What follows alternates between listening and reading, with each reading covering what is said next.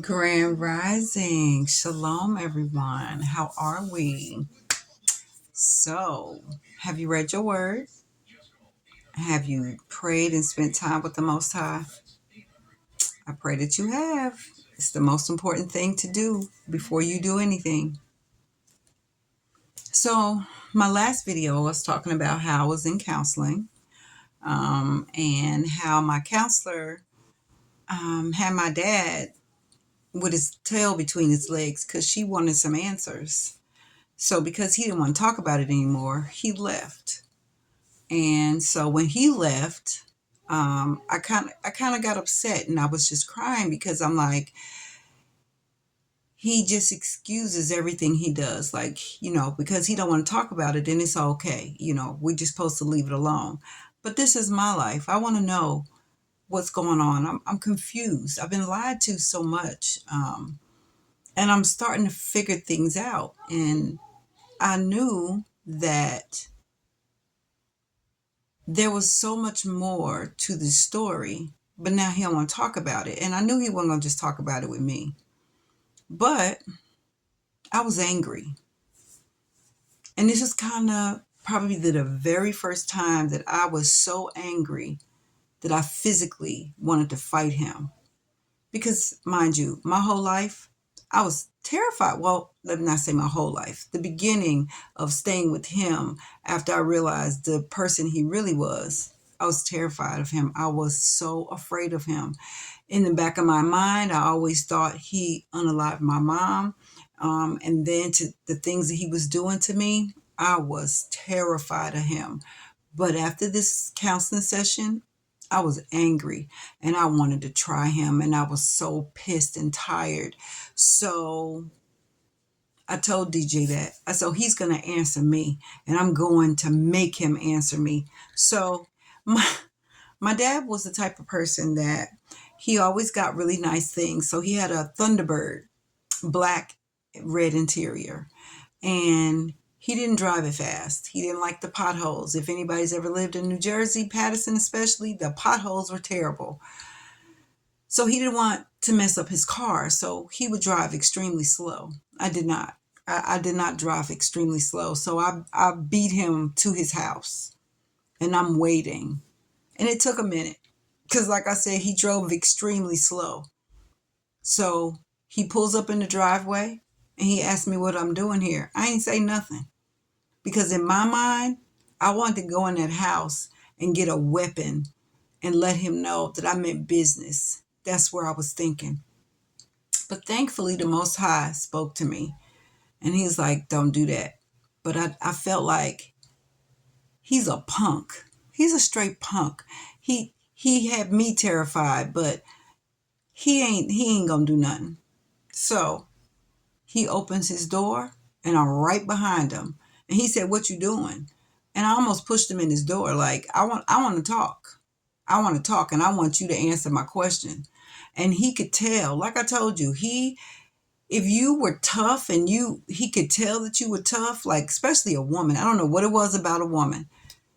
His little tail went right between his legs. And so I don't know what made him just kind of bow down to me this day. I want to talk and I want some answers. I want to know, if you didn't unalive my mother, where is she? What is her name? I want to know all of the things. Okay, so yes, I got the paperwork. This shows me her name.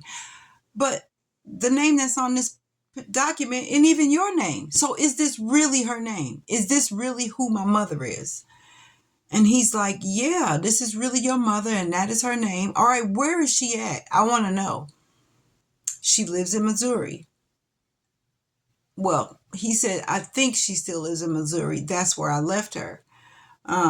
So let's go. I want to talk. I need some answers because I want to find my mother. Okay. I want to find her. I want to know her. I want to see her. Um, and he answered all my questions with no hesitation.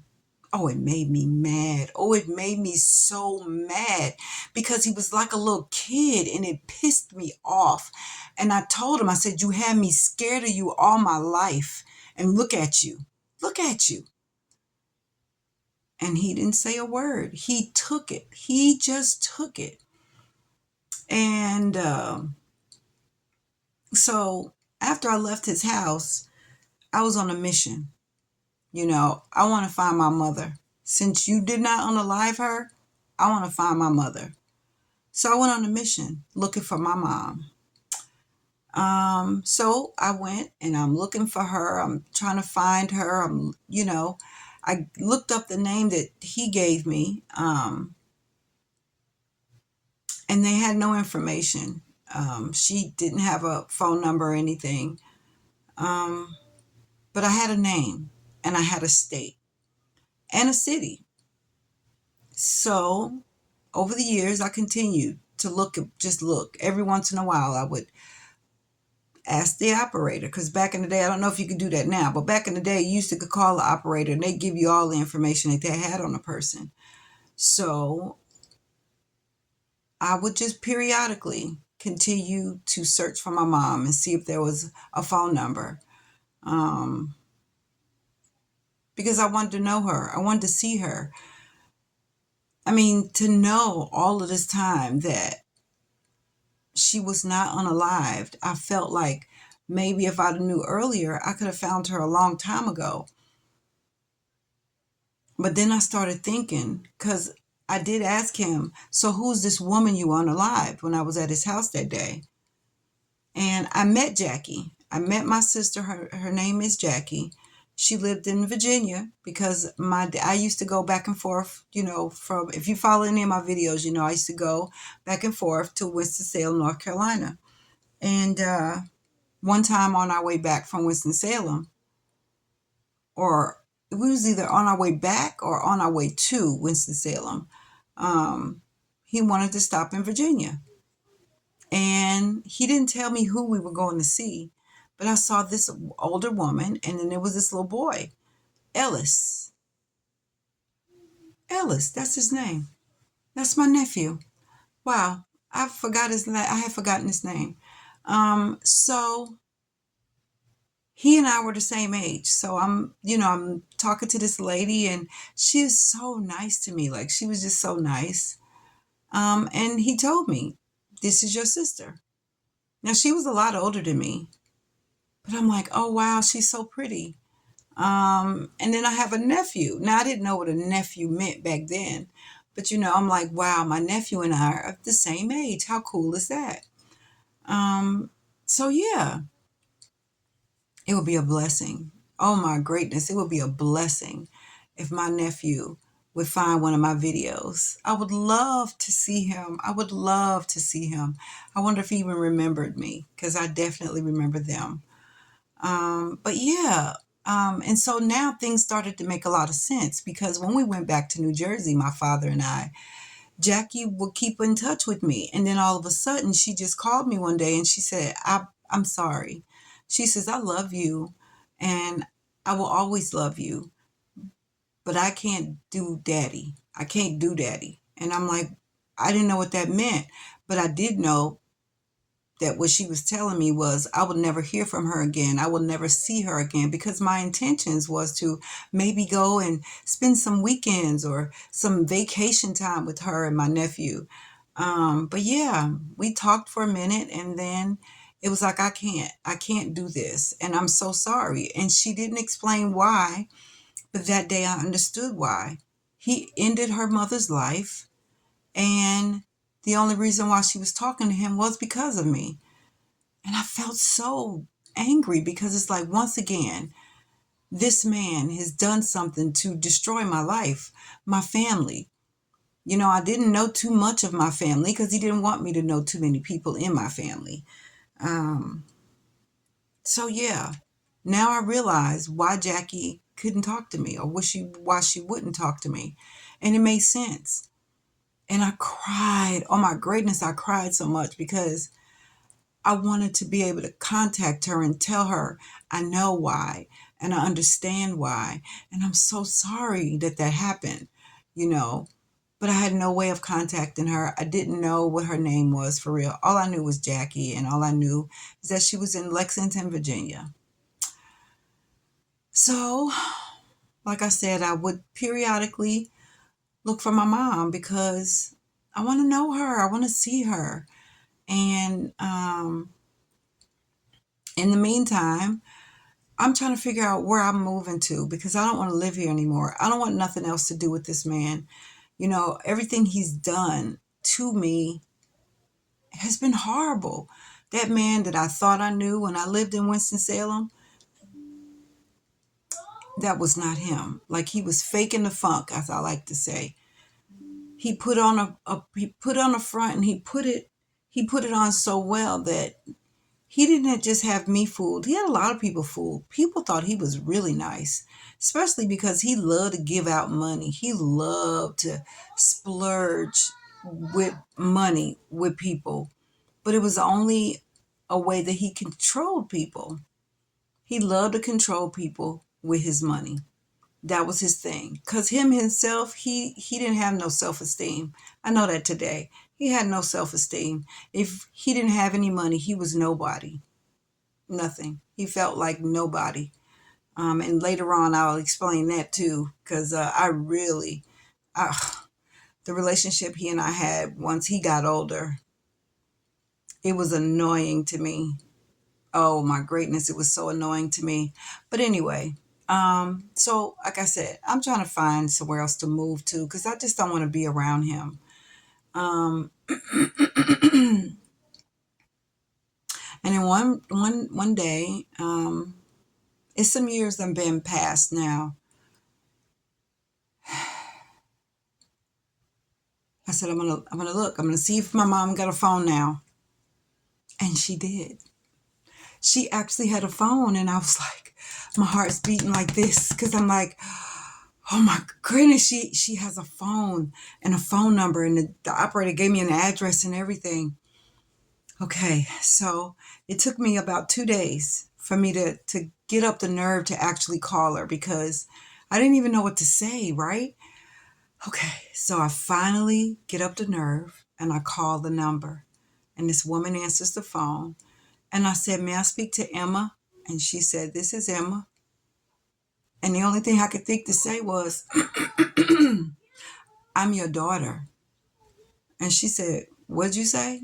I said, "I'm your daughter. This is Carla." Click. I'm like, she hung up. I'm like, wait a minute, what is going on? Did I'm looking at the number? Did I dial the right number? Like, what is going on? So I'm crying now because I've been waiting for this day all this time, and then she hangs the phone up. So I call back because it's like, no, this is the right number. This is her, and I want to talk to her. So I called back. And I said, "Please don't hang up." And she said, "Stop playing on my phone." I said, "I'm not playing on your phone. This is really Carla." And she said, "Well, what's your daddy's name?" And I said, "Willie." Click. I'm like, I forgot all about the paperwork that he gave to DJ, what when they filed their taxes. She knew him as Jack. She had no idea who Willie was. So I went and got the paper. I went and got the paper and I started rattling. I called back and I started rattling off the information that was on the paper because I wanted her to know I am not playing. This is seriously me. And I said, "Now I know that you and him filed taxes and his name was Jack on the taxes, but that's not the name I know him by. I know him as Willie. Please don't hang up on me." And she said, "When is your birthday?" And then she got quiet and she said, "It is you." I'm sorry. And we're both just crying on the phone. And then the next thing she said, "Your aunt would be so happy to hear from you." And so she gave me her number, which is my Aunt Ida, which is her sister. And so I was so excited, and I was in disbelief because it's like, this is really her, because all this time I thought she was gone. Like I thought my dad unalived her. And I told her, I said, "I've been looking for you, and I've been looking and trying to find you once I realized you weren't dead." And she was like, "Dead?" I said, "Well, yeah, my grandparents told me that my dad had unalived you." And so there was no reason for me to look for you if you were, not here. And so, yeah, I found my mother. So now I want to see her. So I called my father and I told him that I found my mother. And he cussed me out. He cussed me out. And it's like, what is he doing? So I called DJ. And I called DJ, my counselor, that I could call her at any time. And she said he did what? She called him and cussed him out so terribly. So he calls me back. And this is the first time this man has ever apologized to me about anything. And he said he was sorry. You deserve to know who your mother is. And you deserve to see her. So I will pay for you to go and meet your mother.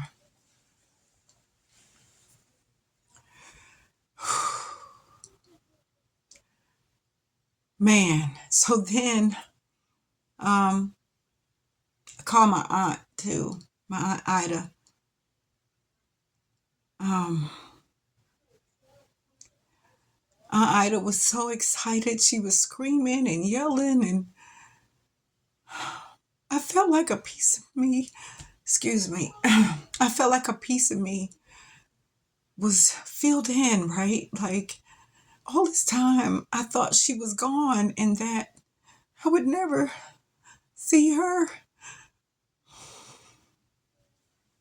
But I found her and I was so excited. And then to find out that I actually had family and I have sisters, I was like, oh my gosh. She's like, yeah, you have 8 sisters. I'm like, 8 sisters. Like, whew, it was something. It was something. I didn't know how to feel. I didn't know how to feel at all. I was excited. I was afraid. Because I'm thinking, like, will they like me? Did she want to see me? But she did. She really wanted to see me. And, yeah. So I'm getting all emotional and I don't want to do this on these videos. So I'm going to go. You have an amazing rest of your day. And I shall see you maybe later on this evening. If not, tomorrow. Shalom.